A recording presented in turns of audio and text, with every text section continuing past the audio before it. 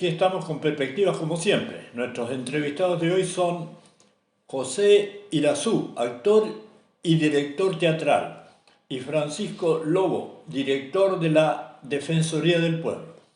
Distinguen a personal de salud, vecinos y empresas por su compromiso durante la pandemia.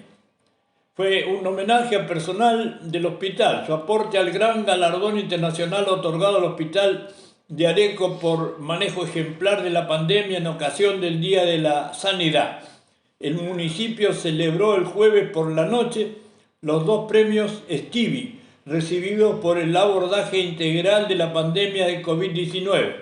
Junto al personal, vecinos y empresas que colaboraron, estuvieron presentes profesionales comprometidos durante todo el proceso, entre ellos el doctor Marcelo Rodríguez Fermepini, jefe del laboratorio de virología del Hospital de Clínicas. Este lunes 25 de septiembre, un SADA lleno completo de salón de conferencia con la presencia de numerosos docentes, educación inclusiva, alojar la certidumbre, charla a cargo de Silvana Corso, máster en integración de personas con discapacidad. Y el martes 26, la USADA y su ciclo de conferencia, presentación del rector doctor Jerónimo Aichí, la política exterior argentina, perspectivas sobre su desarrollo, capacidades, apertura de mercados, negociaciones y cooperación. Panel 1, la diplomacia y el comercio, oportunidades, mercado, Mercosur, conferencia de Mario Verón Guerra, ex embajador de Argentina ante la Unión Europea y Francia, y de Daniel Raimondi, vicecanciller y representante ante la Organización de Estados Americanos.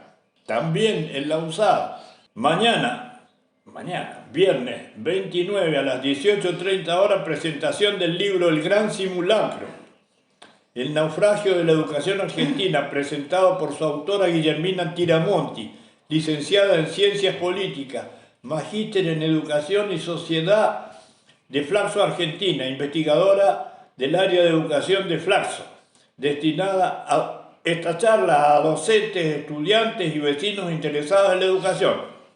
Otro tema, el lunes 25 de septiembre en el Museo Gauchesco Ricardo Guiralda se realizó la presentación de la Biblioteca Especializada Dr. Alberto Lecot, Literatura Gauchesca, Ricardo Guiraldes, Vida y Obra, usos y costumbres para consultar, para saber, para aprender, para disfrutar con el noble hábito de la lectura. Dice el mensaje municipal, se pone a disposición de nuestros vecinos un nuevo espacio para fortalecer nuestra cultura. Se inauguró durante ese fin de semana Ojos Negros, el espacio cultural que durante muchos años soñaron José Tambuti y Maxi Mena, muy emocionados de poder compartir con familiares, amigos y público en general su proyecto común en Dugan, pensado en madera y chapa y en el estilo de los galpones clásicos en pueblos cercanos al ferrocarril. Una confluencia músico-visual, obra compartida por las fotografías de Amena y el piano en vivo de concertista Tambuti, y también poesía, audiovisuales y la participación del coro Areco en su primera presentación con el nuevo director. Todo con la expectativa de la inauguración, pero con gran emoción compartida, sorprendidos porque fueron muchos años de proyectar la casa por dentro, la atmósfera que queríamos crear, el silencio, el sonido. Contó Maxi, de pensar en construirlo e imaginarlo, y ahora ver que produce el efecto para nosotros es fascinante. A pocos minutos de la performance, que deslumbró a los presentes, Tambuti no olvidó subrayar que el espacio pensado en madera conecta con la naturaleza y la acústica, tiene que ver con eso para ambos, un momento que los proyecta al futuro luego de elegir a Dugan como su lugar en el mundo. Bueno, vamos adelante con el programa. Acá estoy con un apreciado, admirado amigo. Muchas gracias por venir. No, gracias a vos por la invitación, Armando. Un gusto. ¿Cuántas cosas hay para...? Yo que te he visto en el garage. Sí, ¿La marca existe, el garage? Sí, sí, sí, eso seguro. ¿Dónde está el garage ahora? Era el lugar donde... Y en cada uno de los integrantes, pues no tenemos un lugar físico. Ajá. De hecho, muchos de los últimos espectáculos los hemos realizado en la Estamos hablando biblioteca, con José Irazú. en la biblioteca Mariano Moreno, Ajá. en el Círculo Cultural Mariano Moreno. Y también por ejemplo, una reposición que hicimos de Alta en el Cielo fue en la Escuela 3, en la Escuela 9 de Dugan y en la Escuela Técnica de aquí de Areco también. Y bueno, y en realidad, tanto Tere Hielo como yo seguimos todo el tiempo trabajando con espectáculos que tenemos, ya sea unipersonales o entre los dos, y que nos permite movernos y viajar, andar por otros lados.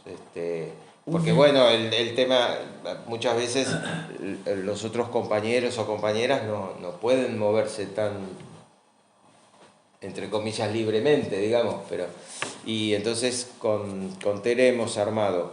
Ella tiene su espectáculo unipersonal, yo tengo mío y además hago Teresa espectáculo de Hielo. títeres, Teresa Hielo. Y también tenemos espectáculos entre los dos. Así que con eso nos movemos por distintas ciudades, provincias, incluso hemos viajado a otros países también, así que... ¿A qué otros países? ¿A dónde? Sí. Y bueno, Al extranjero, digo. sí, ¿A trabajar? acá en América, Uruguay, Chile, Bolivia, ¿Estuviste en Perú, Viña del Mar Ecuador. en el No, festival? en Santiago y San Bernardo. Ajá. Que es San Bernardo está pegado. San Bernardo, claro. O sea, es como si fuera Avellaneda con respecto Sí, sí, a la ciudad de Buenos la Aires, más o capital. menos. En Ecuador, Bolivia, Venezuela, en México. Bueno, el año pasado estuvimos trabajando el mes de marzo en México y después agosto y septiembre fue en Girona, en Cataluña, España, en Perugia, Italia, y cruzamos al Festival Internacional del Cairo, en Egipto. Que no se me vaya. Hoy tenés función en... Ah, sí, hoy en Villalía, pero eso no es abierto al público, No. porque es en el campo recreativo La Segunda, de allí de Villalía, que es un lugar preparado para recibir escuelas primarias, secundarias y también grupos de adultos que hacen campamentos, ¿no? Esto es con chicos. Sí, con De espectadores. claro, ya te digo, de escuelas primarias o secundarias en general. Que durante todo el año... ¿El contacto con Villalía es la escuela de allá? No, esto es absolutamente privado. Es un campo recreativo La Segunda, se llama, de la familia Carugati, es un emprendimiento Sí, privado. claro.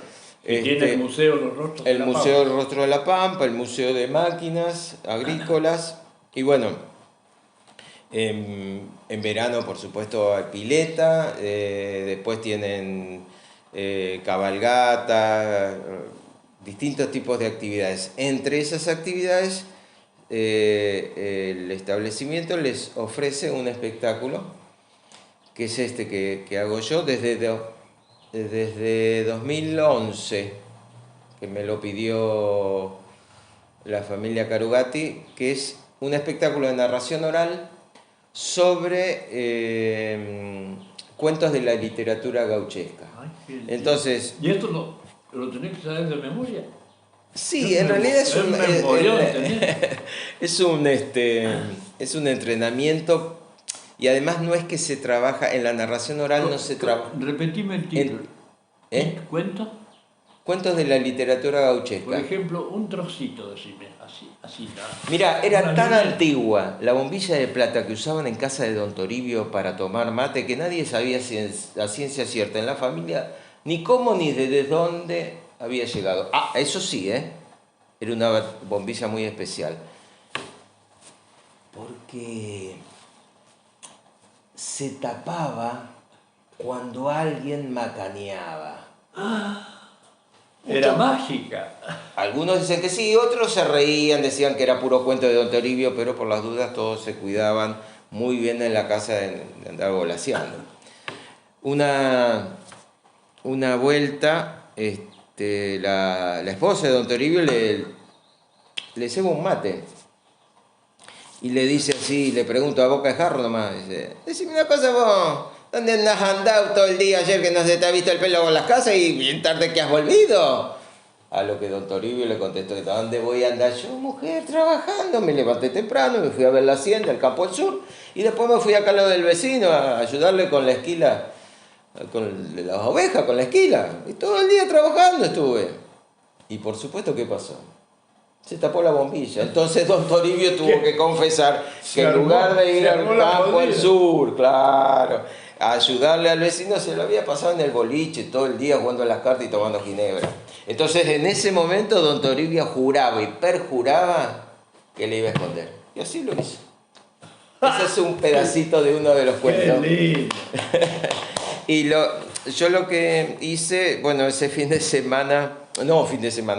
verano me lo pasé leyendo literatura gauchesca y agradezco muchísimo, bueno, a muchos amigos, sobre todo a Cecilia Smith, una pila de libros. Bueno, hice una selección de los cuentos que me parecía que más podían servir, sobre todo para conectar con los chicos.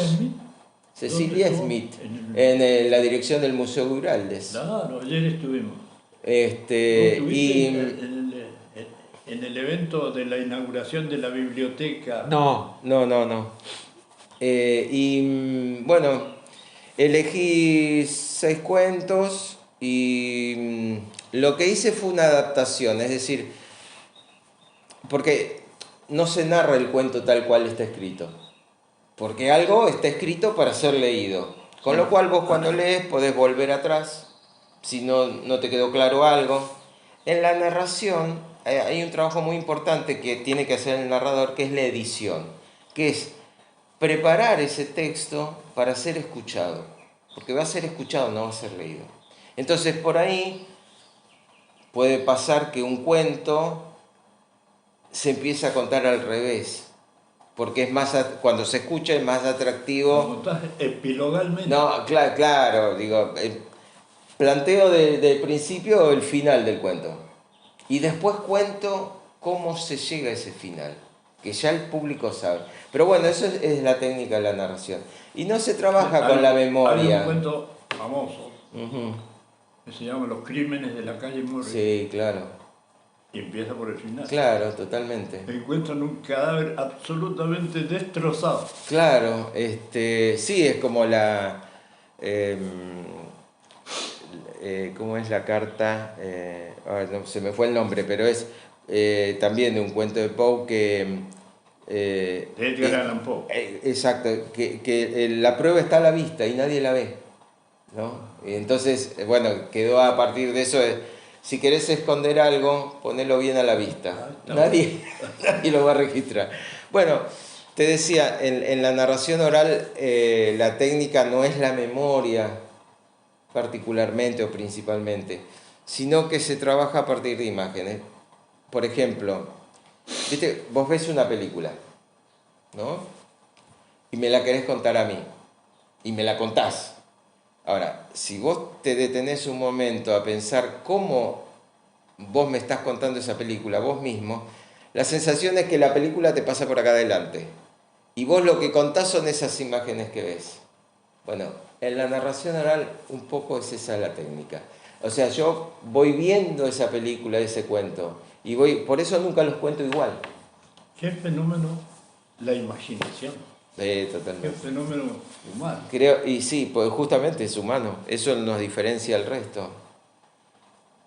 Porque es lo que se ha convertido a partir del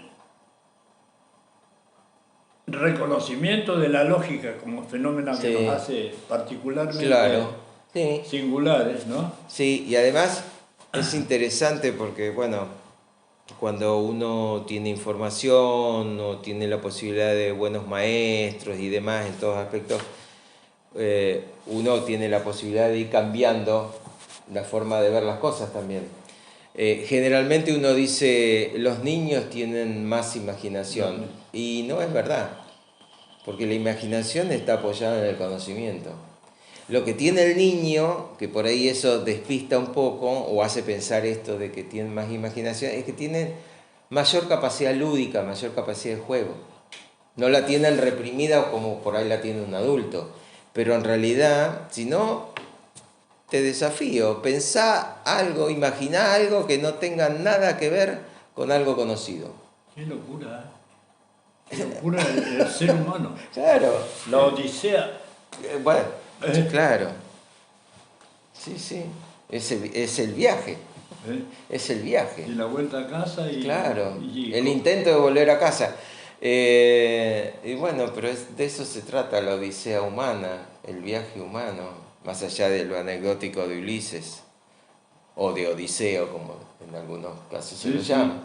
Sí, pero bueno, eso es. Bueno, eso es lo que estoy haciendo ya te digo, desde 2011, así para las escuelas. Ya te pregunté y me estás repitiendo para los que quieran. Hoy es en Villalía. Sí, pero no es abierto al público, es para la escuela que hace los campamentos, que en general... Vos me decías que estás dando clase, ¿no? Sí, en la escuela de arte también, desde 2004 creo, sí, 2004. ¿Desde 2004 estás dando clase? En la escuela de arte, sí. En la escuela Chertúi. Sí, y supongo que este será el último año porque inicié la jubilación. Ajá. ¿Vos? Sí, la escuela se funda en el 1990. ¿Sí? ¿De acuerdo? Yo volví a Areco en el 92. Creo que tengo imágenes por ahí. Fue en el Consejo Deliberante. Exactamente. Sí. Sí, yo no estaba en Areco, volví a Areco 2 años. Con Tito Domínguez. Claro. Y bueno, en el 92, cuando volví a Areco, me conecté con la escuela. Y mi primera conexión con la escuela fue la creación de la asociación de amigos, una especie de cooperadora, porque hasta ese momento la municipalidad les pagaba un viático a los profesores que venían básicamente de la ciudad de Buenos Aires, incluso algunos de Luján. Y en ese momento la municipalidad plantea que no puede continuar con eso. Entonces había que conseguir una especie de financiamiento, porque si no los profesores iban a trabajar para Chevalier. Y sí, pues imagínate. Y bueno, armamos la asociación de amigos y empezamos a hacer actividades con el objeto de recaudar fondos. En primer lugar, como prioridad, cubrir eso que la municipalidad ya no cubría, que eran los viáticos, los pasajes, digamos, que tenían que costear los profesores que venían de afuera. Porque en realidad aquí no había, salvo en algunas materias específicas, pero de las materias, en ese momento la escuela era Escuela Nacional de Bellas Artes. Profesores habilitados para las disciplinas artísticas no había. Entonces, la mayoría, ya te digo, venían de la ciudad de Buenos Aires, algunos de Luján. Y bueno, así... Me acuerdo, dentro de mi desorganizada valija de recuerdos, me acuerdo de llegaba a un pueblo una carreta que era teatro, esto era en Italia creo, y decían Arrivato Zampanò. Ah, sí, La Estrada, la película La Estrada, claro, Arrivato Zampanò, era el personaje con... Claro, pero es lo mismo de siempre. Sí. Como vengan que tenemos algo para que ustedes vean. Sí. Vittorio Gassman y el trabajo a la gorra también. Sí. Es otro tema. Bueno, yo en el año... A ver, ¿cuándo fue? 93. No, 93 no, perdón. 83. 93 ya estaba acá. En el año 83 yo estreno, o sea, como actor, un espectáculo en el Teatro IF. ¿Teatro? IF. ¿IF? En el en Pueyrredón, IFT. Pueyrredón y Corrientes. Mirá qué fecha. El 2 de abril de 1982. ¿Te suena la fecha? 2 de abril de La 1982. vuelta de Malvinas. En ese año, en 82, se estrena ese espectáculo en ese teatro, que era para adultos, y al año siguiente, bueno, en general las temporadas en esa época iban de marzo a noviembre, principio de diciembre. Y en el año 83, la producción pasa el espectáculo a el Teatro Contemporáneo, uno de los teatros ¿Qué me estás contando? San Telmo. Lo del espectáculo este que te decía de que se estrenó en el 82. Ajá. Pero, ¿a dónde iba con esto? En el año 83, en ese teatro, se implementa por primera vez, en forma así como institucional, las funciones en teatros a la gorra. Ay, yo te preguntaba. Claro, por eso te traje la historia. Y fue la primera vez que se implementó. Y era impresionante porque la cola daba vuelta como 2 cuadras y media el teatro, en la calle Cochabamba. Y en San Telmo, que era el florecer de los teatros. Como hoy es Abasto, la zona de Abasto y Villa Crespo, bueno, en ese momento era la zona de San Telmo. Que había muy buenos teatros, varios. Sí. Y bueno, y esa fue la primera vez que se implementó la gorra en sala. Al primero que se le ocurrió eso. Sí, al tipo del teatro, obviamente, hablando con la producción y la producción con nosotros, si estábamos de acuerdo. Y se ganaba más que si cobraran entrada. Textualmente es tirar una gorra. Claro, en realidad o sea, se hacía la función y cuando el público salía por la puerta de la sala, había un par de personas que tenían un sombrero, una gorra, una bolsa, y la gente ponía. Tenían un recipiente. Exacto, y te digo que era gracioso en un punto porque se recaudaba más que si hubieras vendido la platea, o sea, en forma clásica, digamos, de venta de entrada. Y además ocurrió algo con ese espectáculo que fue en una de las tantas funciones, hacíamos funciones viernes, sábado y domingo. En una de las tantas funciones va una persona de la Asociación de Psicología o Psicólogos de Argentina, la APA. Entonces cuando termina el espectáculo, habla con uno de los directores acerca de que le resultó interesante, qué sé yo, qué sé cuánto, y nos proponen hacer los jueves, o sea, agregar un día, o hacer la función de los viernes, para la gente de la APA. O sea, esas eran funciones pagas, ¿no? No eran a la gorra. Y después hacer un debate. Así que, bueno, pero ya te digo, la cuestión fue, ese espectáculo se llamaba Cuidado que estaban los chicos, Cuidado que están los chicos. ¿Qué suele ser tema mucho, debe haber, a debatir? ¿Qué cosa? En una situación así. Sí, claro, bueno, en este caso...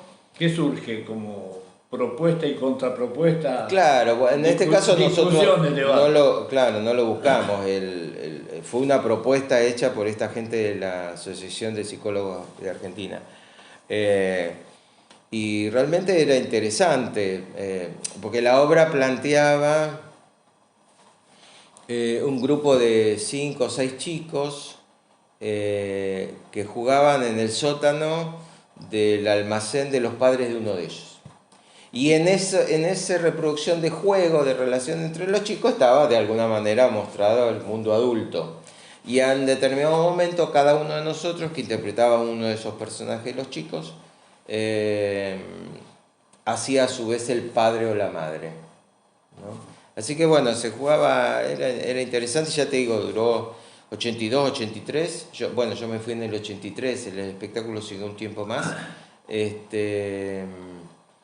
Pero fue muy bueno. Y esto, la novedad de la gorra. Fue el primer teatro, fue el primer espectáculo que se hizo funciones a la gorra dentro de sala, porque en la plaza, bueno, es la única forma.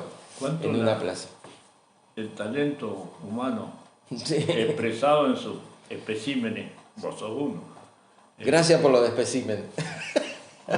Ejemplares. Que pueden ser ejemplares. Sí, vaya a de saber buen para ejemplo, qué. de Es buen como ejemplo. cuando te dicen inmejorable. Uno lo toma en forma positiva, pero puede ser también terrible. Lo tuyo no tiene mejoría, Sí. ¿no? Pero Vale, bueno. totalmente. Bueno, ocurren en el teatro tantas cosas, ¿no? Hay teatro que se plantea para compartir con el público, ¿no? Sí, claro. Se rompe la famosa cuarta pared. ¿Cómo es esto? Claro, no hay, o sea, yo lo que hago, por ejemplo, esto que te decía de Villalía, en realidad ahí no hay cuarta pared, porque yo se lo cuento a los chicos, a las personas que están ahí, y los miro, pum. Cuarta pared. La cuarta pared tomando el frente. telón. Claro. Tomando la caja italiana, digamos, sí, el cine Vieites, la cuarta pared sería esa pared imaginaria te lo imaginás enseguida. es como que es lo que se el levanta. público, claro.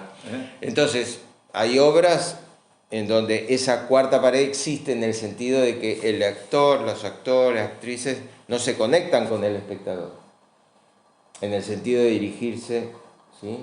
Y hay otras que sí. Y en la plaza... Vos me decías, ¿estudiaste también teatro? Sí, en Buenos Aires y en Italia. ¿En Italia? En Perú. Sí, estuvo bueno. Fue un estudio importante en todo sentido. Porque es una escuela que funciona en Perugia y es una escuela que tiene la particularidad de que si bien hay alumnos de las distintas regiones de Italia, pero el grueso de sus alumnos son extranjeros, porque en Perugia se encuentra la Universidad para el Extranjero, la Università per gli Stranieri. Entonces, bueno, es una ciudad que tiene una impronta universitaria muy fuerte, porque además está la Universidad del Studi. Y bueno, y esta escuela convoca a personas de distintos lugares del mundo. Vos tenés que postular y te tienen que admitir. Y bueno, en ese momento éramos 35 en el curso y bueno, de distintos lugares, ya, países de África, de Asia, de Europa, de América, en fin. Todo eso fue una experiencia maravillosa, que además terminó con la producción de un espectáculo que se llamó En Passant, y que fue conformado por distintos trabajos que fuimos haciendo durante la cursada. En lengua madre o en italiano, por ejemplo. Tenés tuviste en su momento en el garage, ¿no? Pero tenés un elenco. Sí, más que un elenco es un grupo, o sea, en el sentido de que depende de la propuesta del espectáculo que se quiere hacer, pueden cambiar y cambiando los roles. Sí, los roles también, pero por ahí sí, por ejemplo, yo la otra vez te contaba que había hecho una versión de Ricardo III de William Shakespeare para 3 mujeres. Entonces ahí, por ejemplo, Fernando Goldar quedaba fuera, como actor digo. Hizo otro rol porque estuvo en la técnica y que demás. Entonces, ahí las actrices eran Teria Hielo, Caco Alonso e Irene Santana. y bueno, y en otros espectáculos actúan otros, porque depende de la obra. Si hay personajes femeninos, masculinos, cuántos de uno, cuántos de otro. El teatro es muy machista en general. Sí. Y sí, porque hay mayoría de personajes masculinos. Tomás Shakespeare. Sí. Tenés 25 personajes en la obra y son 2 mujeres. Digo por decir un número, ¿no? Pensá en Hamlet. La madre y la novia. Sí. En Romeo y Julieta. Julieta y la nana. Y su madre. Pero poquito. ¿Y cuántos otros personajes hay en la obra? Los primos de Romeo, los primos de Julieta, el cura, el padre, el príncipe, los asesores de gobierno, todos hombres, todos varones. Pero bueno. En la misma época en España se creaba el Quijote, más o menos. Sí, claro. Bueno, fallecen el mismo día. Cervantes con Shakespeare, ¿no? Sí, por eso digo. Pero, bueno, eso, la realidad del garage es esa, digamos, que de acuerdo a la propuesta... ¿Qué frases deja el teatro? Algunas, ¿no? Ladran Sancho.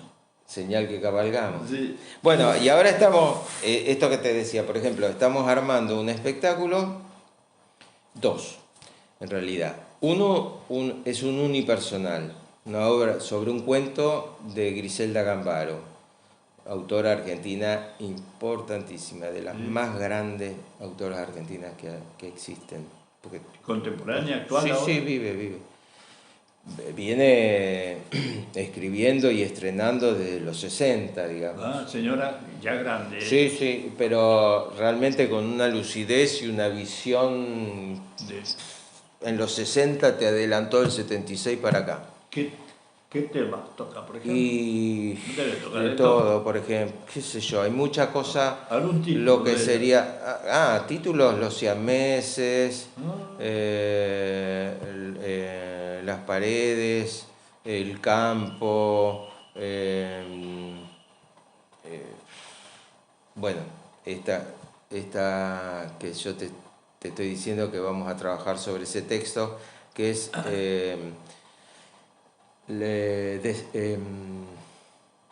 el misterio de Dar, que es el misterio de Dar, que es un cuento. Yo lo que hice fue una adaptación teatral. De dar. De Dar. De regalar. Sí, de Dar.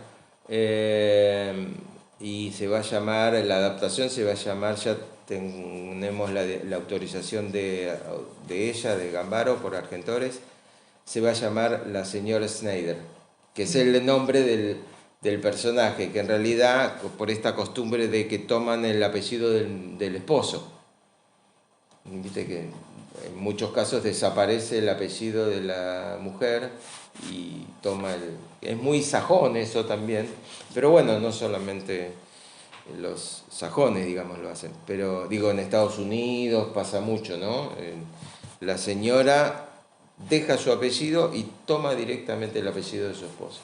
Pero bueno, ese es uno. Y el otro espectáculo que estamos armando es con una incorporación al grupo, Gloria Morgan, y actúan Tere Aiello y Gloria Morgan. Vecina nuestra.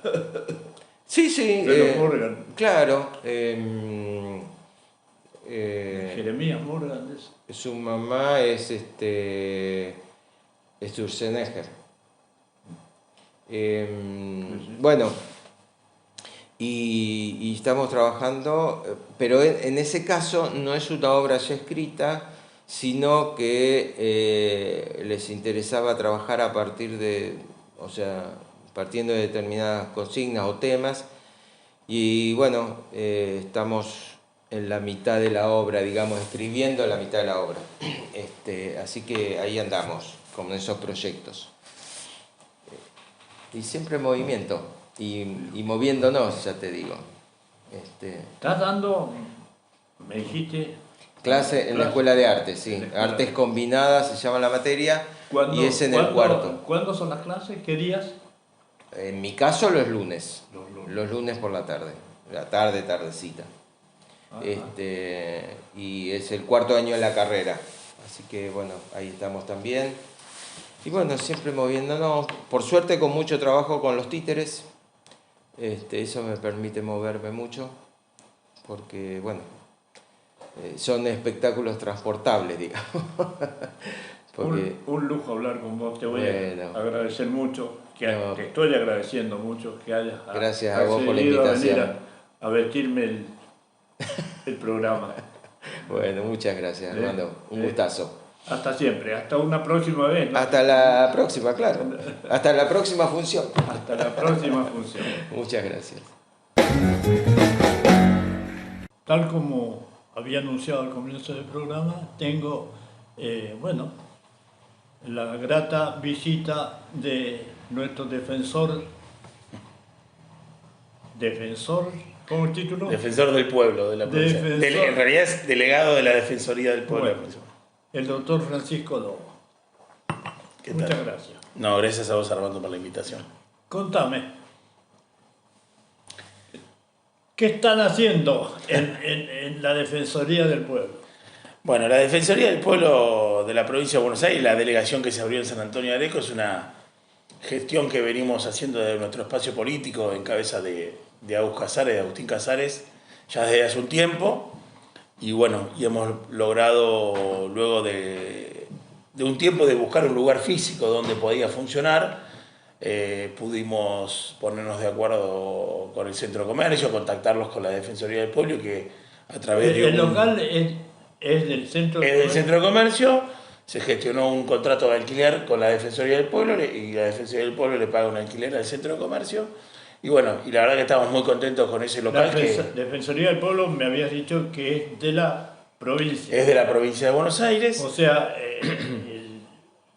el contratante ahí, en última instancia, a través de ustedes, es la provincia. Es la provincia, sí, la provincia, como te decía, la Defensoría del Pueblo de la provincia de Buenos Aires es un organismo creado en la Constitución, en la reforma de la Constitución Nacional del año 94, en la nacional y en la provincial, donde aparece la figura de defensor del pueblo, y en este caso, que hoy actualmente es Guido Lorenzino, el defensor del pueblo, es un mandato que se cumple por 5 años, pudiendo ser reelegido por una vez más.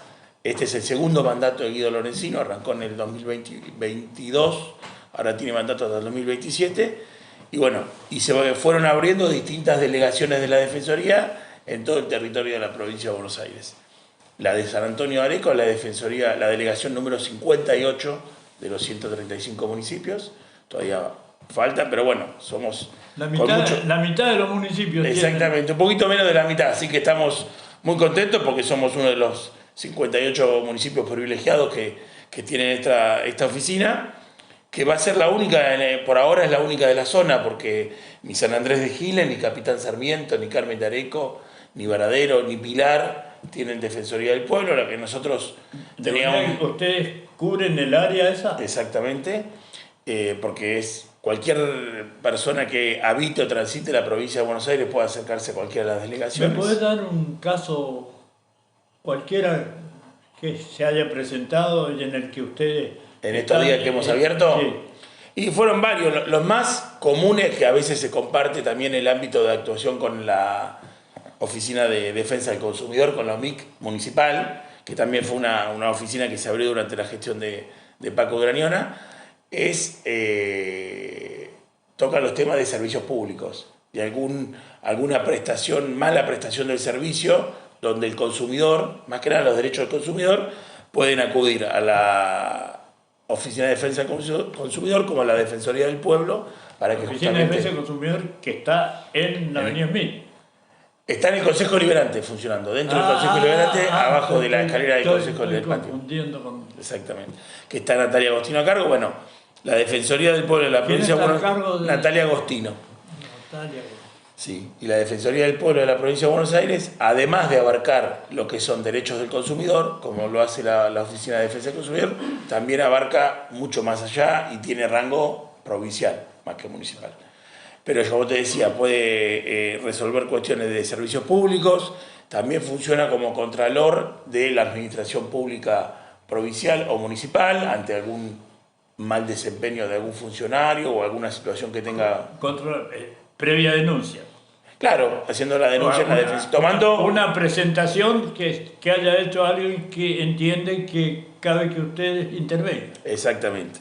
También ejercemos un control sobre la fuerza de seguridad, algún desempeño o mal desempeño de algún personal policial, por ejemplo, y lo que es también supervisar lo que las empresas de servicios públicos, como te decía, desde puede ser lo más común, reclamos de luz, de gas, el tema ahora de los segmentos tarifarios, si está o no está dentro de la posibilidad de tener subsidio o no, y después reclamos que puede ser, por ejemplo, ante obras sociales, cuando no quieren hacerse cargo de algún tipo de tratamiento o algún tipo de medicación.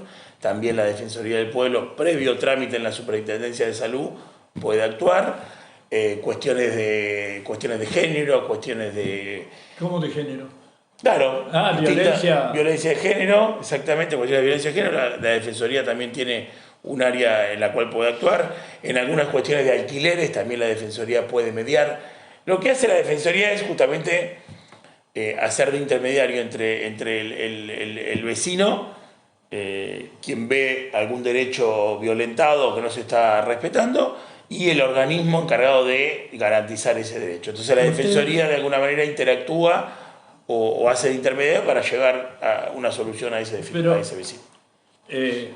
Ustedes, en algunos casos, pregunto, trasladan cierto tipo de presentaciones de reclamo Sí.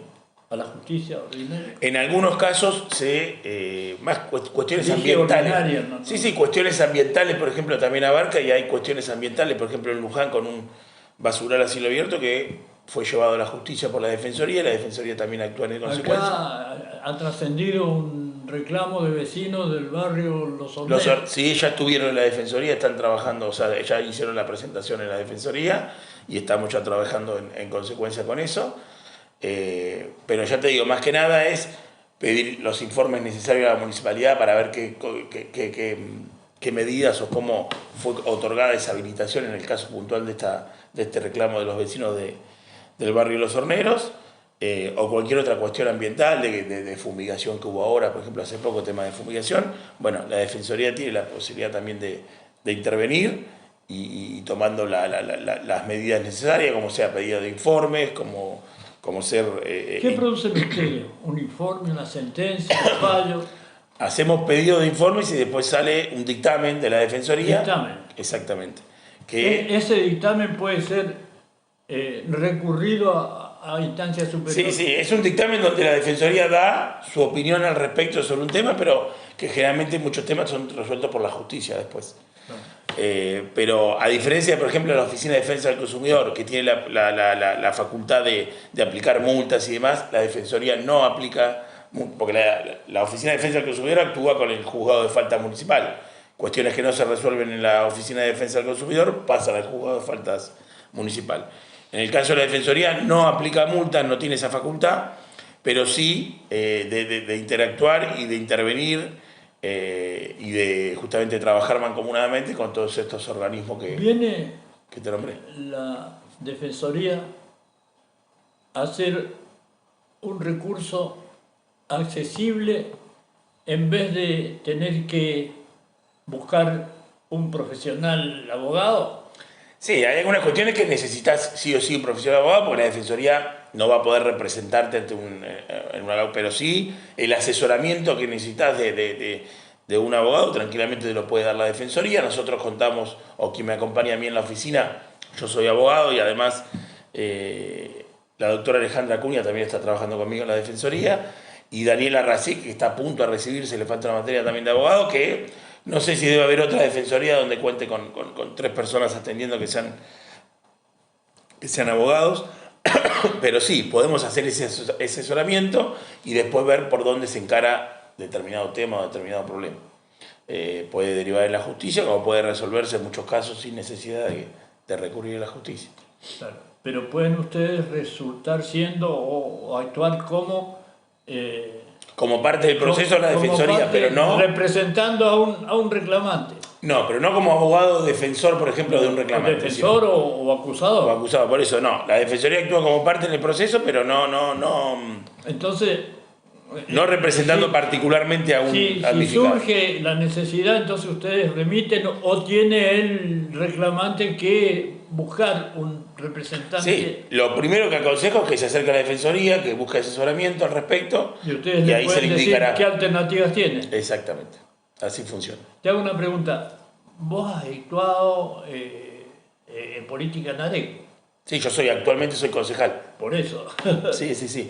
No hay incompatibilidad en las dos cuestiones. Sos del Frente de Todos. De Unión por Areco, sí, exactamente. Se llamaba de Todos, ¿no? Frente de Todos, actualmente Unión por la Patria, nosotros a nivel local le llamamos Unión por Areco.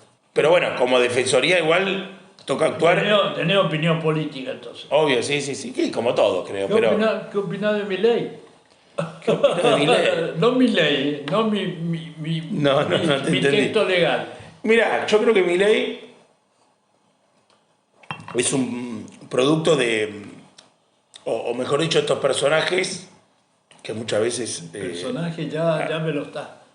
No, bueno, estos actores que aparecen en circunstancias donde yo lo relaciono mucho a lo que fue la aparición de Trump en Estados Unidos, la aparición de Bolsonaro en Brasil, donde una sociedad que está bastante enojada con la política tradicional o con la política... Viene a ser, lo dije alguna vez, sí. me precio creo de haber sido, es el representante del que se vayan todos, que eran los golpes militares. Sí, exactamente, por eso, en los momentos donde hay cierta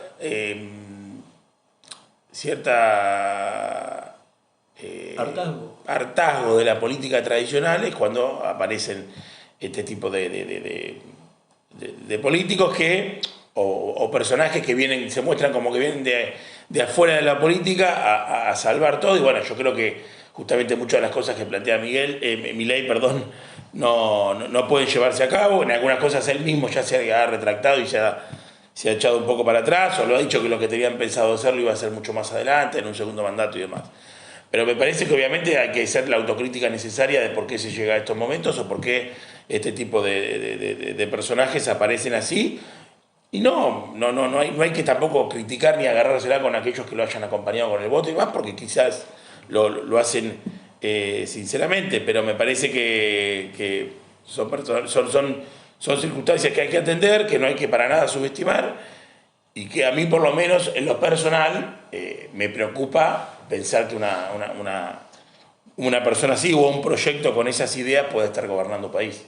¿Conflictos entre vecinos se dan a menudo? En cuanto a la defensoría, ¿me decís? Claro, sí, se acerca un vecino y sí, dice, sí. Mi vecino me está agrediendo de determinada manera, él dice eso. Así es, bueno. En ese caso se enteran... Sí, nosotros abrimos esta es la segunda semana, abrimos el lunes pasado. Y ya hemos tenido vecinos que se han acercado por algún tema en este caso alguna cuestión de alquiler, donde la Defensoría justamente trata de intermediar a través de una mediación entre las dos partes para llegar a un acuerdo. A veces se logra, a veces no, pero justamente un poco el rol de la Defensoría en ese caso es, primero, recibir a todo aquel vecino o vecina de Areco o de alrededor que quiera... Escuchar y asesorar, como te decía, y tratar de justamente buscar una solución a ese conflicto. La Comisaría de la Mujer sí.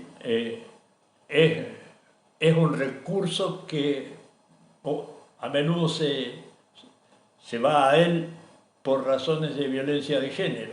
Así es. La Comisaría de la Mujer es algo que puede también tener eco o corresponder a algún tipo de caso. Sí, tranquilamente podría llegar a algún tipo de caso a la Defensoría del Pueblo. La Defensoría del Pueblo donde lo que tiene que hacer es interactuar o trabajar con la Comisaría de la Mujer local, con el Secretario de Seguridad también y con el municipio, para ver cómo se está abordando esa problemática. En todo caso, si considera que deberá llamar la atención o marcar algo que no se está haciendo bien, lo puede hacer, pero la idea es justamente trabajar mancomunadamente con el municipio. ¿Cuándo aparece esta figura, defensor del pueblo. Sí. Como te decía, se creó la figura de defensor del pueblo fue en la reforma constitucional del año 94, en la nacional y en la provincial. Ahí cada provincia, creo que la mayoría de la provincia tiene su defensor del pueblo. Sí, tiene su defensor del pueblo. Después está el defensor del pueblo de la Ciudad de Buenos Aires, vos tenés el defensor del pueblo de la provincia de Buenos Aires y las delegaciones que el defensor del pueblo de la provincia de Buenos Aires ha abierto en estos 58 municipios, como te digo. Nosotros somos el número 58. Así que estamos la verdad que muy contentos porque aparte también es una manera de lo que nosotros siempre llamamos arraigo, que es acercar organismos provinciales a los pueblos donde muchas veces es muy difícil acceder. Nosotros, muchas de las cuestiones, por ejemplo, otra de las cuestiones que se ocupa la Defensoría es el tema de todas las instituciones deportivas o civiles que tienen temas de regularización de papeles, de documentación ante la personería jurídica de la provincia de Buenos Aires. La Defensoría puede también asesorar, acompañar y hasta tramitar toda esa regularización de esos papeles de las entidades. Nosotros hasta que abrió la delegación de la Defensoría en Areco nos veníamos manejando con la delegación de Arrecife, teníamos que viajar allá. Bueno, hoy... La delegación de Arrecife era Defensoría del Pueblo... Delegación Arrecifes. Delegación Arrecifes de la Defensoría del Pueblo. Ahora que abrimos la de acá, la de San Antonio de Areco, muchos de esos trámites que teníamos que hacer allá, los vamos a poder hacer acá. Es un organismo de consulta y de eventual acción. Exactamente. El organismo provincial no depende, y así lo dice la Constitución, no depende ni está bajo las órdenes del Ejecutivo Provincial, ni del Legislativo, ni del Judicial. Casos que ocurren. Perros que muerden en la vía pública. Que andan sin ir más lejos, en la plaza. Sí. Hay unos perros que andan dando vueltas. Obviamente que ahí también la Defensoría puede actuar, también corresponde ahí hacer la denuncia correspondiente. Estoy hablando de frente al Tokio. Sí, y en muchos barrios también, muchos barrios también. Es una problemática muy grave que estamos teniendo, que viene ya también de años atrás también. Se ha avanzado en castraciones y demás, pero hay que reconocer que todavía no se ha podido resolver esa cuestión. ¿Alguien ha puesto en duda de la necesidad de la existencia de alguien? ¿Alguien? ¿Si he escuchado alguna crítica al respecto? Sí. Si ha trascendido alguna acción tendiente a cuestionar la legitimidad de la existencia, que sea superfluo. Sí, te entiendo. No he escuchado. La verdad que no lo compartiría para nada porque, como te decía, ¿qué más queremos que nosotros, como en su momento vino la ayudantía fiscal? Por eso, como en su momento vino la ayudantía fiscal, como en su momento vino la oficina de ANSES, como en su momento vino la oficina Sigue existiendo la ayudantía fiscal. Sí, sigue existiendo. Sí, porque ayudantía fiscal es poder judicial. No. Muchas veces cuando se empezó a hablar de la Defensoría del Pueblo se llegó a una confusión con la función que estaba acá. Ustedes son un organismo provincial. Exactamente. Pero se confundía con lo que era la figura que tenía Mario Ramírez de Defensor del Pueblo. Mucha gente me consultaba pensando que era algo parecido. No, eso era lo que hoy sería un secretario de Seguridad, la función que cumple Ramón Ojeda.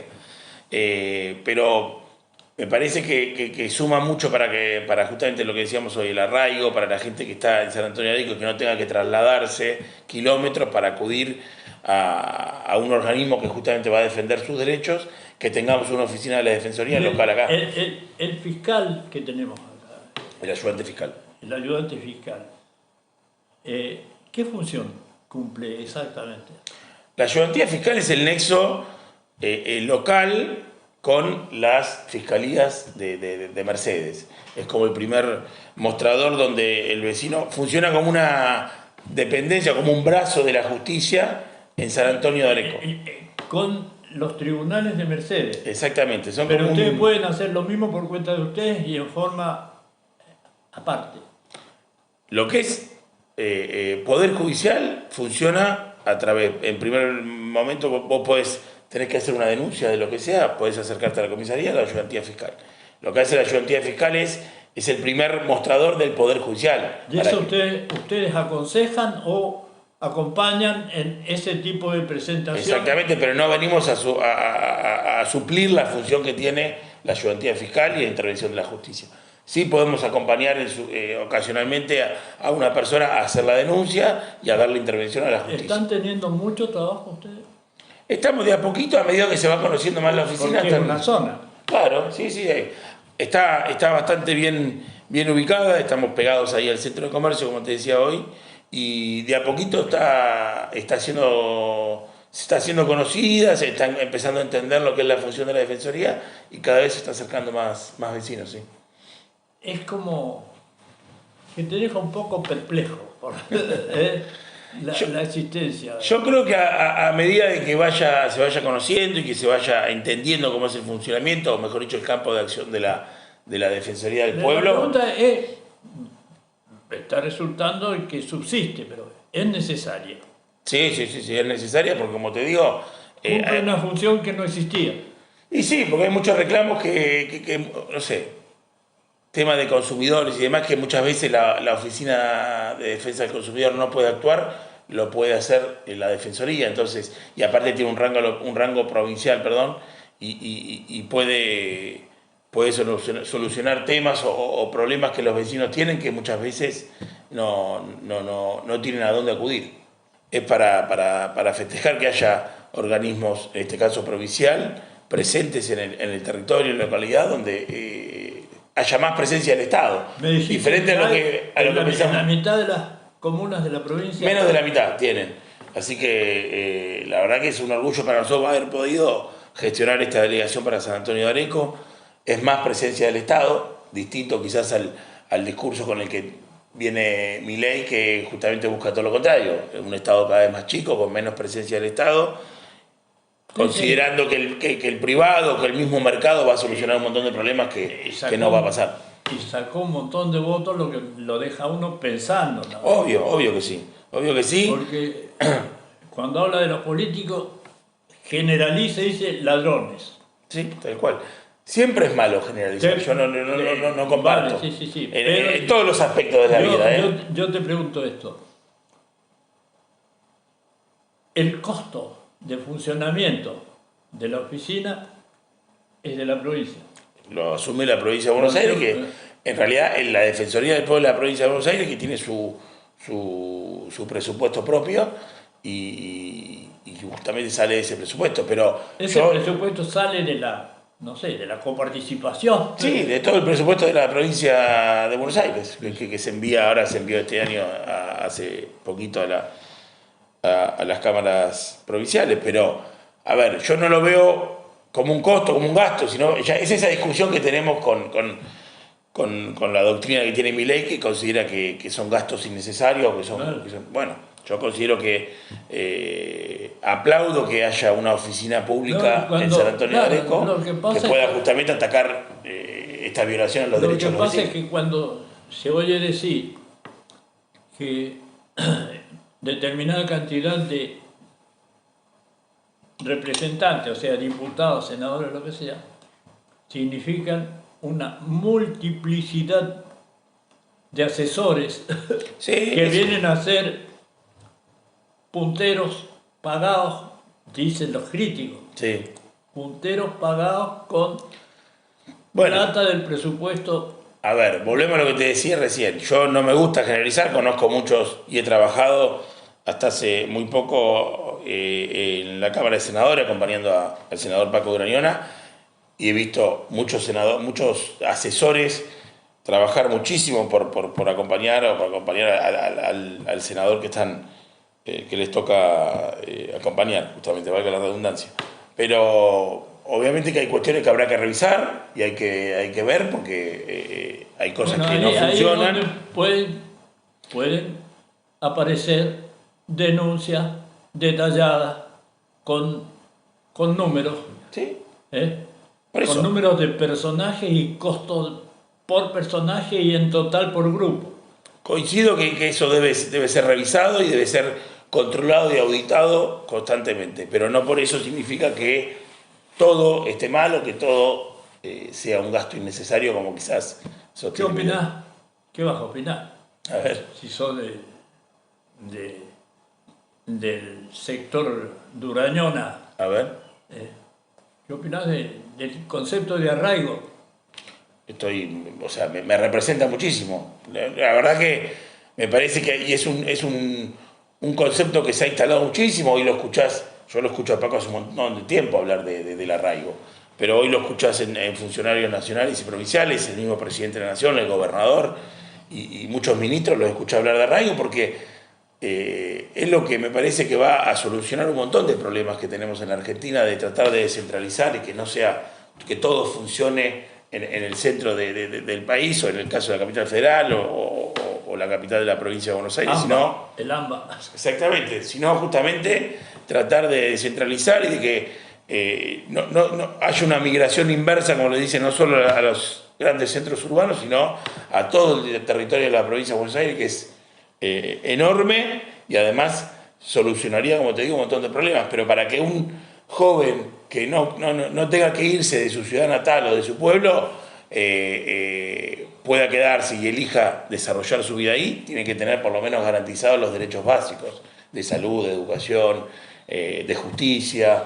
Entonces, para todo eso es que necesitas descentralizar todos esos organismos y llevarlos al interior de la provincia de Buenos Aires y al interior del país. ¿Qué mandato es el que ustedes tienen? ¿Hasta cuándo? ¿Cada cuánto se renueva?